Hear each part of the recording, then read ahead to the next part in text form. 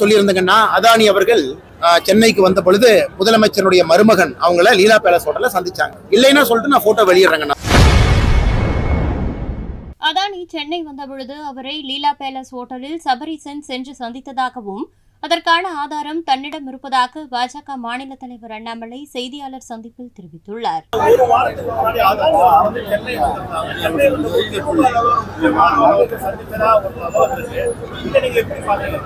நான் ஏற்கனவே இதை பத்தி கருத்து சொல்லியிருந்தேங்கன்னா அதானி அவர்கள் சென்னைக்கு வந்த பொழுது முதலமைச்சருடைய மருமகன் அவங்கள லீலா பேலஸ் ஹோட்டல்ல சந்திச்சாங்க. இல்லைன்னா சொல்லிட்டு நான் போட்டோ வெளியிடுறேங்கண்ணா. அது ஒரு பெரிய விஷயம் கிடையாது, அது எல்லோருக்கும் தெரியும். அதே போல அம்பானியினுடைய குடும்ப திருமணத்திற்கு முதல் ஆளாக வண்டி பிடிச்சு ஓடி போய் கல்யாணத்துல இல்லைன்னா தாலியே கட்ட மாட்டாங்க அப்படிங்கிற அளவுக்கு உதயநிதி ஸ்டாலின் அவர்கள் இங்கிருந்து பதறி போய் அம்பானி வீட்டு கல்யாணத்துக்கு இங்கிருந்து ஓடினார். அவர் ஓடின ஸ்பீடை பார்த்தா நமக்கே பாரிஸ் ஒலிம்பிக்ஸ்ல 100 மீட்டர் பந்தயத்துக்கு உதயநிதி ஸ்டாலின் போறாரா அப்படின்னு நான் கேட்டேன். இல்லைங்கன்னா அம்பானி கல்யாணத்துக்கு போறாங்க. ஆனா இவர்கள் இத்தனை காலமாக அம்பானி அவர்களையும் அதானி அவர்களை பற்றி பேசி தவறாக பேசி அரசியல் செய்து கொண்டிருந்தார்கள். இந்த இரண்டு நிகழ்வு ஒரே வாரத்தில் நடந்திருக்கு.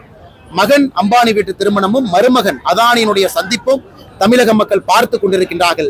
பவர் சென்டருங்கிறது முதலமைச்சருடைய கையை தாண்டி வெளியே இருப்பதையும் பார்த்து கொண்டிருக்கின்றார்கள். தமிழக மக்களுக்கு உண்மை வெட்ட வெளிச்சமாகிக் கொண்டிருக்கிறது. நன்றிங்கண்ணா. செய்திகளை உள்ளது உள்ளபடி தெரிந்து கொள்ள ரெஃப்ளெக்ட் நியூஸை சப்ஸ்கிரைப் பண்ணுங்க.